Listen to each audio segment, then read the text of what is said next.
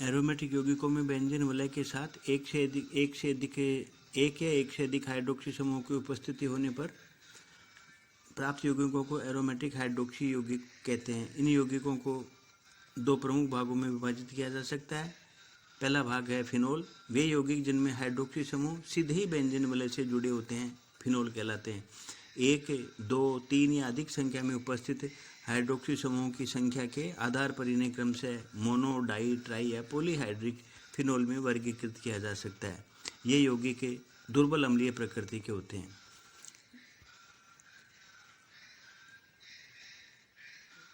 ये aromatic hydrocarbon, इसमें सीधा एक OH समूह बेंजीन वलय से जुड़ा हुआ है, एक OH समूह है मोनोहाइड्रिक, बेंजीन वलय से जुड़ा हुआ है, तो ये फिनोल का पार्ट है। ये एरोमेटिक समूह बेंजीन वलय से OH समूह जुड़ा हुआ है, एक मिथाइल भी ग्रुप जुड़ा हुआ है, ये है ऑर्थोक्रिसोल। इसमें कैटिकोल, इस कैटिकोल में 2 OH समूह जुड़े हुए हैं, तो ये डाईहाइड्रिक के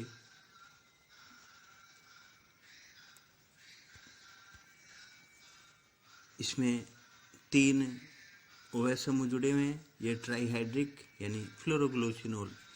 दूसरे प्रकार के यौगिक, वे यौगिक जिनमें हाइड्रोक्सी समूह बेंजीन वलय से बंधित किसी पार्श्व श्रृंखला में उपस्थित हों एरोमेटिक एल्कोहल कहलाते हैं। साइड चेन एल्कोहल की है, जैसे ये यौगिक बेंजाइल एल्कोहल,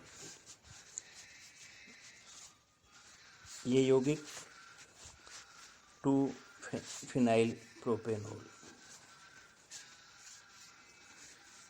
फिनोलों के नामकरण की पद्धति, मोनोहाइड्रोक्सी बेंजीन को फिनोल तथा मोनोहाइड्रोक्सी टोलुइन को क्रिसोल कहते हैं। हाइड्रोक्सी समूह के अतिरिक्त यदि अन्य समूह NO2, Cl, Br, I, NH2 आदि बेंजीन वलय में उपस्थित हों तो उसकी स्थिति ऑर्थोमेटा या पैरा से दर्शाते हैं, अथवा उस कार्बन को नंबर 1 देते हुए जिस पर हाइड्रोक्सी समूह उपस्थित है। अन्य कार्बनों के नंबर इस प्रकार देते हैं कि उनका योग कम से कम आए, जैसे मोनोहाइड्रोको का ये फिनोल सिंपलेस्ट, ये ऑर्थोहाइड्रोक्सी टोलुइन या ऑर्थोक्रिसोल, ये मेटाहाइड्रोक्सी टोलुइन या मेटाक्रिसोल, ये पैराहाइड्रोक्सी टोलुइन या पैराक्रिसोल। डाईहाइड्रिक फिनोल 2 OH समूह एडजेसेंट पोजीशंस पर, तो 1,2 डाईहाइड्रोक्सी बेंजीन जिसे कैटिकोल भी कहते हैं, ये 1,3 डाईहाइड्रोक्सी बेंजीन इसे रिसोर्सिनोल भी कहते हैं, ये 1,4 डाईहाइड्रोक्सी बेंजीन इसे फिनोल या हाइड्रोक्विनोन भी कहते हैं। ट्राईहाइड्रोक्सी फिनोल्स में OH समूह की पोजीशंस बता दी जाती है, 1, 2, 3, 1, 3, 5, 3 OH, तो ये 1,3 ट्राईहाइड्रोक्सी बेंजीन या फ्लोरोग्लोसिनोल, ये 1, 2, 3 ट्राईहाइड्रोक्सी बेंजीन या पायरोगेलोल, ये 1, 2, 4 ट्राईहाइड्रोक्सी बेंजीन या हाइड्रोक्सीक्विनोल। अन्य समूहयुक्त फिनोल, हाइड्रोक्सी समूह अतिरिक्त यदि अन्य क्रियात्मक समूह जैसे कार्बोक्सिल एस्टर या कार्बोनिक आदि समूह बेंजीन वलय में उपस्थित हो तो फिनोल का नाम हाइड्रोक्सी व्युत्पन्न के अनुसार दिया जाता है तथा नंबर 1 उस कार्बन को दिया जाता है जिस पर मुख्य क्रियात्मक समूह उपस्थित होता है एवं अन्य कार्बन का नंबर उसी प्रकार दिया जाता है। उदाहरण के लिए ये कंपाउंड, इसमें एक Br समूह है, 2 OH समूह है और एक COCH3 समूह है, तो ये यौगिक है 5-ब्रोमो 2,4 डाईहाइड्रोक्सी एसीटोफिनोन, 5-ब्रोमो 2,4 डाईहाइड्रोक्सी एसीटोफिनोन। इसी प्रकार ये यौगिक है 4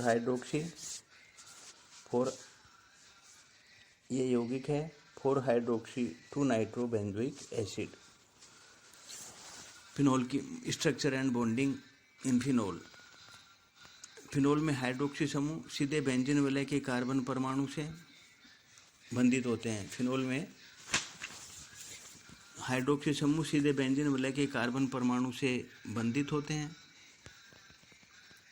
कार्बन परमाणु से बंधित होते हैं। बेंजीन वलय के सभी कार्बन परमाणुओं की sp2 संकृत अवस्था होती है और OH समूह के ऑक्सीजन परमाणु sp3 संकरित अवस्था में होते हैं।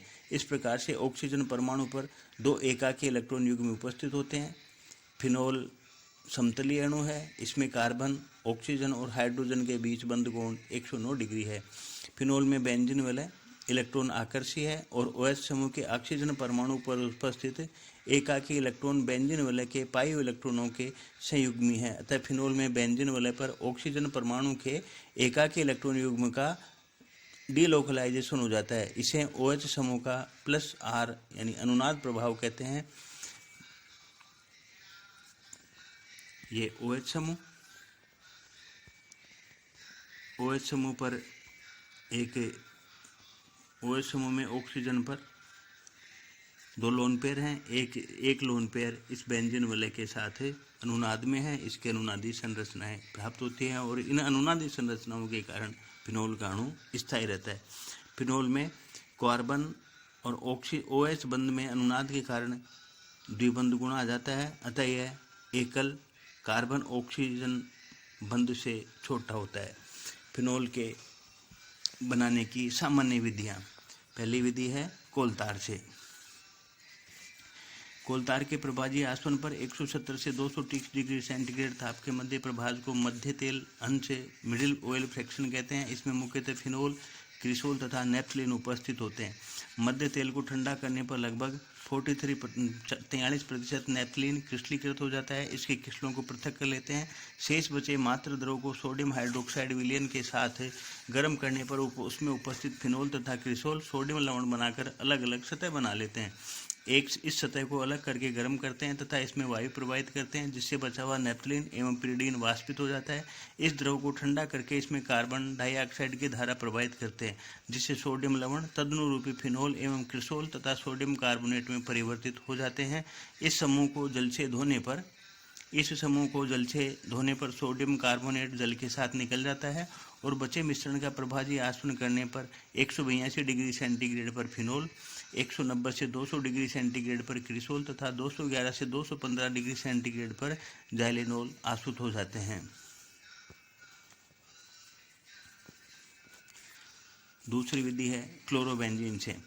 क्लोरोबेंजीन से 2 प्रक्रमों के द्वारा फिनोल प्राप्त किया जा सकता है। पहला प्रक्रम है राशिंग प्रक्रम। बेंजीन इस राशिंग प्रक्रम में बेंजीन को उत्प्रेरक कॉपर आयरन की उपस्थिति में 300 डिग्री सेंटीग्रेड ताप पर HCl तथा वायु के साथ गर्म करने पर क्लोरोबेंजीन प्राप्त होती है।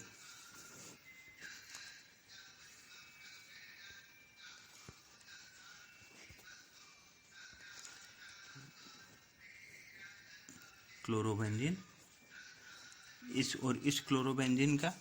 इस प्रकार प्राप्त क्लोरोबेंजीन को उत्प्रेरक सिलिका की उपस्थिति में 425 डिग्री सेंटीग्रेड ताप पर भाप द्वारा जल अपघटन करने पर फिनोल प्राप्त होता है। दूसरा प्रक्रम है डाउ प्रक्रम। उपर्युक्त विधि से प्राप्त क्लोरोबेंजीन को CuCl2 की उपस्थिति में 200 वायुमंडलीय दाब तथा 300 डिग्री सेंटीग्रेड ताप पर 10% जलीय सोडियम हाइड्रोक्साइड अथवा सोडियम कार्बोनेट विलयन से अपघटित करने पर फिनोल प्राप्त होता है। तीसरी विधि है क्यूमीन से।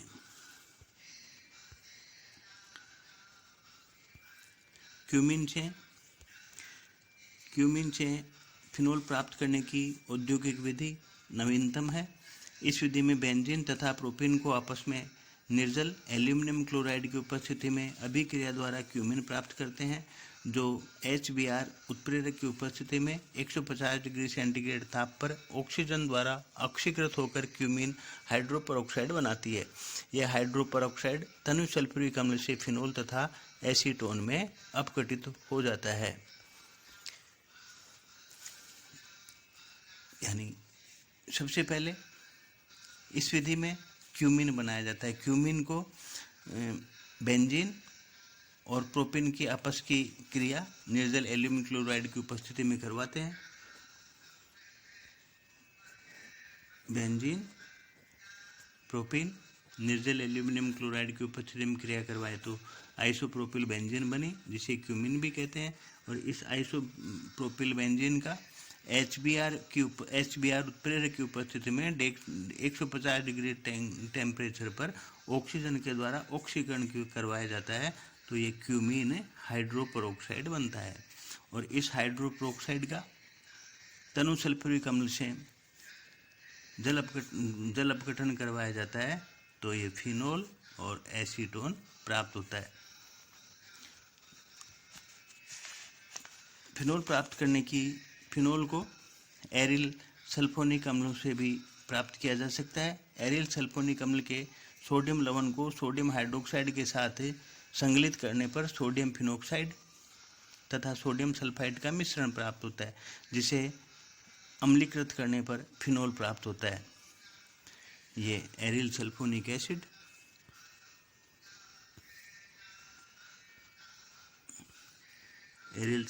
एसिड इसको सोडियम हाइड्रोक्साइड के साथ फ्यूज करवाया तो सल्फोनेट बना, ये सोडियम फिनोक्साइड बना। और इस सोडियम फिनोक्साइड का जब एसिडिफाई करते हैं इसको, तो हमें फिनोल प्राप्त होता है। फिनोल को बनाने की अन्य विधि है एरिल डाइओजोनियम लवण से। एरिल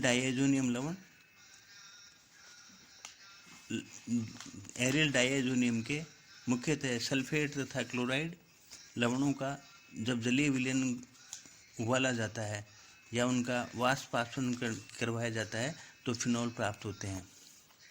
ये एरिल डाइएजोनियम क्लोराइड, इसका जब जल अपघटन करवाया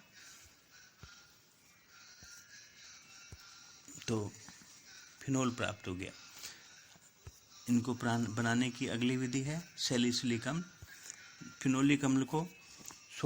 फिनोलिक के अम्लों को सोडा लाइम के साथ गर्म करने पर सोडियम फिनोक्साइड बनते हैं, जो अम्लीय जल अपघटन पर फिनोल देते हैं। जैसे ये सैलिसिलिक अम्ल, इस सैलिसिलिक अम्ल को जब सोडा लाइम NaOH और कैल्शियम ऑक्साइड का मिश्रण है से जब गर्म किया जाता है तो सोडियम लवण बनता है। और इस सोडियम लवण को जब सोडियम लवण या सोडियम फिनोक्साइड बना और इसका जब अम्लीय जल अपघटन करवाया जाता है तो फिनोल प्राप्त होता है। इनको गिरन्यार अभिकर्मकों से भी बनाया जा सकता है। एरिल मैग्नीशियम ब्रोमाइड का ऑक्सीजन एवं प्रकाश की उपस्थिति में ऑक्सीजन एवं प्रकाश की उपस्थिति में ऑक्सीकरण करने पर बने उत्पाद का जल अपघटन करने पर फिनोल प्राप्त होते हैं।